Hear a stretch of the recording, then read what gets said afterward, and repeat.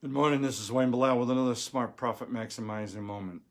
Today we're going to talk about the profit rules during what I'm going to call a coronavirus recession. Look, last night after midnight my time, Senate announced they had reached some sort of agreement. We're kind of getting the facts that's coming out and how it'll help ease some of the pain of the closing of the coronavirus.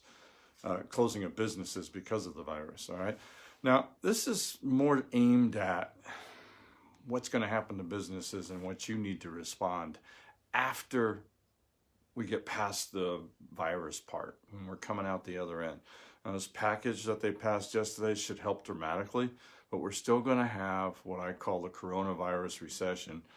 2 to 3 quarters, 6 to 9 months is the expert's best guess. Experts are usually wrong, so it could be less, could be more, but they're probably in the ballpark, okay?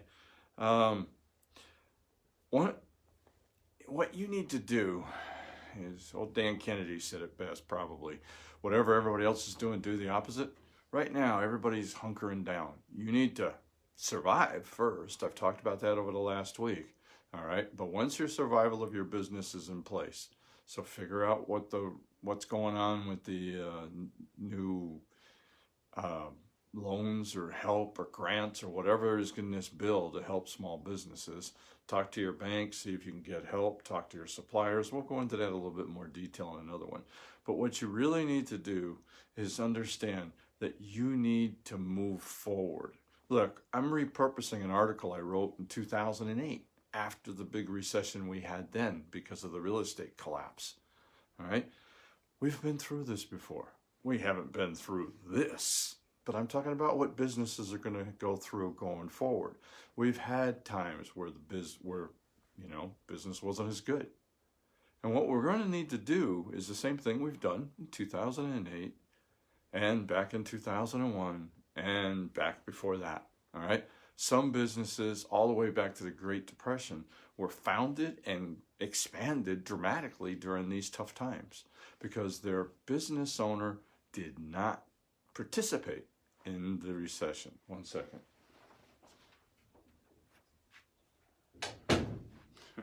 Forgot to shut the door and I'm picking up some background noise. And that's what I'm saying about you. What's happening, and I called it at the time, the new rules that the business had to operate under, and truthfully, I don't think they're new anymore. They're rules that you need to operate under too, all right? I'd say the bad economy that we're going to and the scariness and the uncertainty we're in right now is causing millions of workers to be laid off. Many more than I think when we're done, many more than what we saw back in the 2008 recession, all right? A lot of these displaced workers are going to, especially once we come out of here, once we're no longer in lockdown and the virus is a little bit more contained or runs its course, whatever, which is probably more accurate. These displaced workers are going to look around and see holes where businesses went out of business or whatever, and some of them are going to jump back into starting their own business rather than getting a job. For those of us that are in business, we have to understand that it's time to buckle down. When times are good, you can be a little more lax. When the economy's running around and sales are coming in easy, we can be a little bit more lazy about it. We don't have to take care of the basics, all right? Now, when times are going to be a little bit tough, it's time to return to basics, okay? Whether you're a new business and all current businesses, to survive, your survival or thriving will depend on your acceptance of some new rules. One, you must commit to becoming a marketing expert. Simple as that, all right? You must commit to marketing that only has measurable results. Now, I'm going through the rules. We'll spend some time over the next few weeks. I'm going to go back into helping businesses grow. So we're going to cover some stuff over again.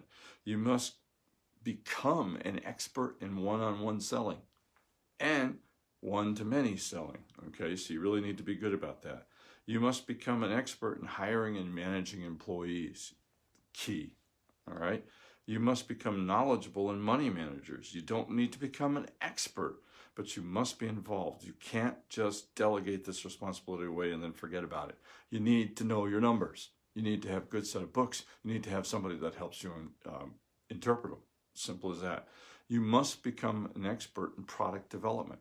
Now, in particular, with all this garbage going on, if you haven't adapted into the digital delivery of your products or some sort of remote delivery or whatever, even delivery of your physical product, you better be, or you could be out of business when somebody else decides. Because the things that are changing now probably will stay, most likely will stay. People will get more comfortable with the idea of doing curbside pickup and, that kind of thing, and digital buying, okay? You must be an expert in the delivery of your product, which I just basically covered. And most importantly, in today's business owners must become lifetime learners. You have to take the videos like this. You need to get into business books. You need to take courses. You need to hire a mentor or a coach. The above list that I went through can be summarized as follows. The easy money days are over for now. I don't think it's like 2008 where we can't see where it's going to end. I think the stimulus package they put through is going to shorten that time dramatically, depending on how long we're in lockdown. If we stay in lockdown for 2-3 more months, it's not going to be enough. So that we got some uncertainty here, okay? Now, those easy days are gone. So now profits are going to go to the smart, the organized, the prepared, and the brave business owners who do not panic, the ones that move forward, all right?